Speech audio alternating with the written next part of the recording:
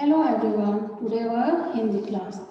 आज हम पढ़ेंगे कहानी जैसे को तैसा। किसी गांव में एक हाथी रहता था। वह रोज सुबह तालाब में नहाने के लिए जाता था। एक गांव था, वहाँ एक हाथी रहता था। और वो हाथी क्या करता था?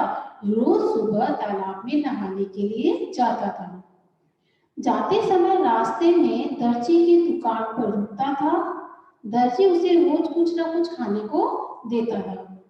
जब वह तालाब में नहाने के लिए जाता था तो रास्ते में एक दर्जी की दुकान थी। दर्जी कौन होता है? जो कपड़े सिलता है। तो वो जाते वक्त दर्जी उसको कुछ ना कुछ खाने के लिए जरूर देता था। तो वो जाते वक्त वहां उसकी दुकान पर रुकता था। अतः दोनों में गहरी दोस्ती भी हो गई। इस तरह वो डेली जाता और दर्जी उसको खाने के लिए कुछ ना कुछ देता।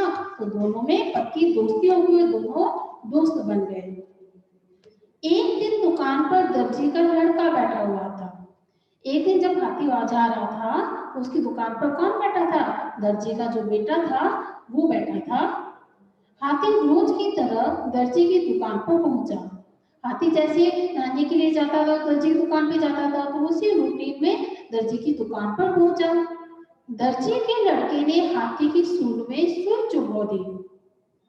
क्योंकि दुकान पर दर्जी तो था नहीं, उसका बेटा बैठा था। तो उस बेटे ने एक शरारत की और उसने क्या किया कि हाथी की सूंड में, जैसे ही हाथी ने खाने के लिए सूंड की तो दर्जी के बेटे ने उसकी सूंड में क्या चुभा दी? सुई चुभा दी। हाथी को बहुत गुस्सा आया। अगर हमें भी कोई परेशान करता है तो गुस्सा आता है ना। तो जब दर्जी के बेटे ने हाथी की सूंड में सुई चुभाई तो हाथी को गुस्सा आ गया, लेकिन वो चुपचाप वहां से चला गया। लेकिन उस समय हाथी क्या है? चुपचाप वहां से चला गया। तालाब में नहाने के बाद लौटते समय हाथी ने अपनी सूंड में गंदा पानी भर लिया। हाथी को गुस्सा तो आया हुआ ही था। तो हाथी ने क्या किया, जब वो तालाब में नहाकर वापस आ रहा था तो उसने अपनी सूंड में क्या किया? गंदा पानी भर लिया था।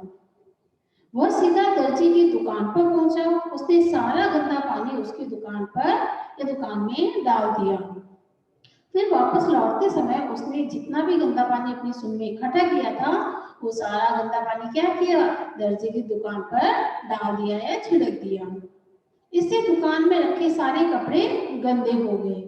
दर्जी क्या करता है? कपड़े सिलता है, तो उसकी दुकान में बहुत सारे कपड़े थे और जैसे ही हाथी ने वो गंदा पानी उसकी दुकान में डाला तो कपड़े सारे क्या हो गए?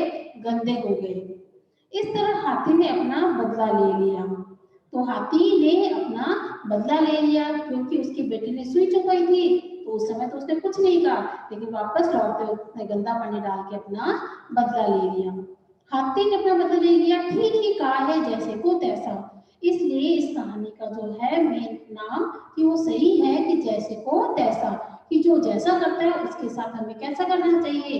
वैसा ही करना चाहिए। तो इससे हमें क्या शिक्षा मिलती है?